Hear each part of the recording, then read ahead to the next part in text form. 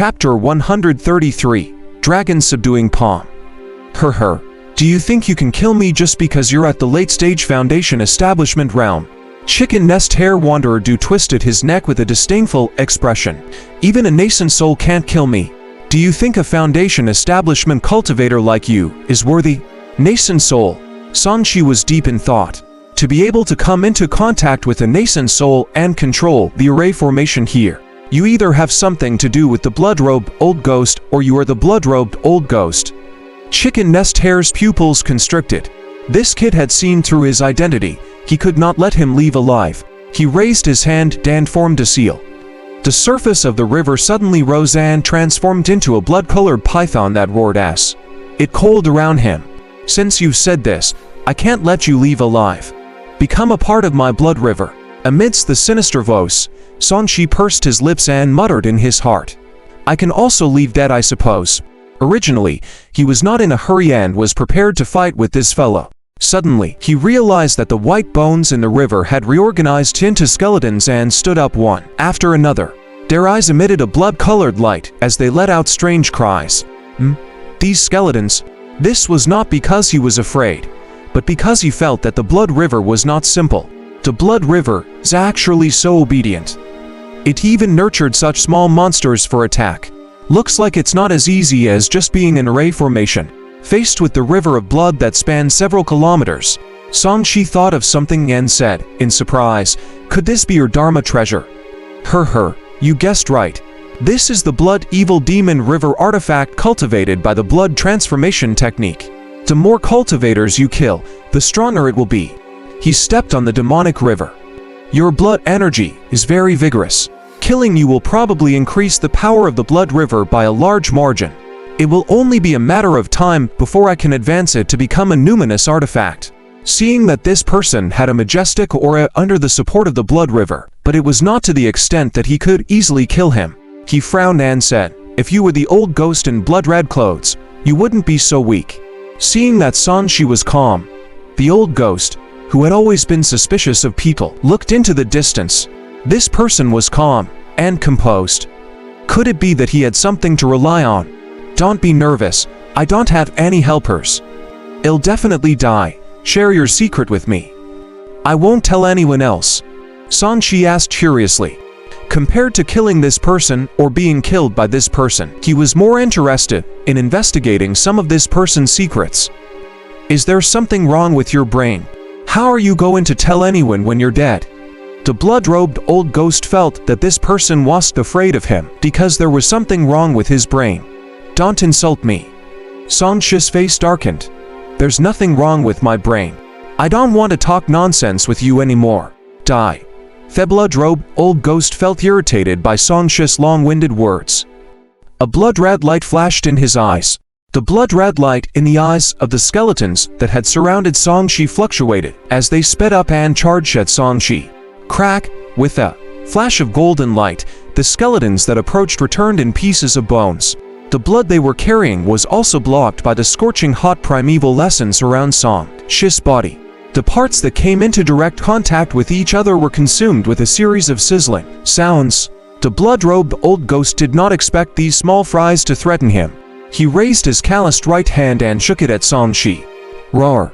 The huge blood python circling around him immediately twisted its body and opened its mouth to bite Sanshi. The blood python did not seem to attack in a straight line, but its attacks were even more vicious and unpredictable. With a cold blood aura, its bloody mouth descended with a shadow. Sanshi looked like a mouse that had been targeted by a giant python. It was as if he could only wait for death. Looking at the python that was condensed from cold blood and blood light, he took a step forward and 9 small suns appeared on his body. The dark red essence energy was like magma and a volcano erupted. The moment he raised his hand, the flames rolled like a long dragon and quickly transformed into a palm print. The handprint quickly grew larger. It was more than 100 feet long and was engraved with dragon patterns. Faint dragon roars echoed, as if a true dragon was pressed into the palm and slapped the blood python's head. Dragon subduing palm. There was a loud bang. The blood python collided with the dragon subduing palm. The former was the power of Dharma treasure, while Sanshi's huge palm was also a 5th grade divine power. Even though he was only at the beginner realm, its power was still especially powerful. The two of them were incompatible like fire and water. In an instant, they exploded on the spot, stirring up a circle of terrifying energy waves. After it spread, cracks appeared on the riverbank, forcing Sanshi back. Sanshi was sent flying 100 meters away. Along the way, the plants that had just sprouted turned into ashes. Flames were released from the acupuncture points behind him, forming a circle of energy that quickly stabilized his body, and he stopped at the tip of a withered grass. Amidst the gust that wreaked havoc in all directions, the smashed blood snake turned into waves of blood-colored energy, which returned to and congregate back with each other. As it squirmed, it turned back into a blood python. He actually blocked the attack of the blood river that I've condensed as an artifact spirit. The blood-robed old ghost's expression turned solemn. Although he was not in his peak state, a blow from a pseudo-numinous artifacts was not something a foundation and establishment cultivator could withstand. For this person to be able to receive it, it could only mean that his combat strength had reached the golden core realm. I didn't expect to meet a freak. No wonder he's so confident. The blood-robed old ghost narrowed his eyes. Other than those freaks who could fight those above their level, who else could Sanshi be? He looked at the unused sword at Sanshi's waist.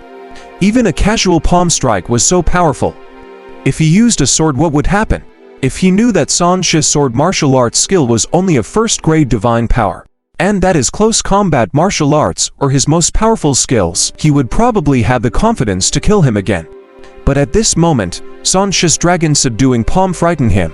He said with some fear, "Which faction are you from? Your divine power is masculine and domineering with dragon-like patterns.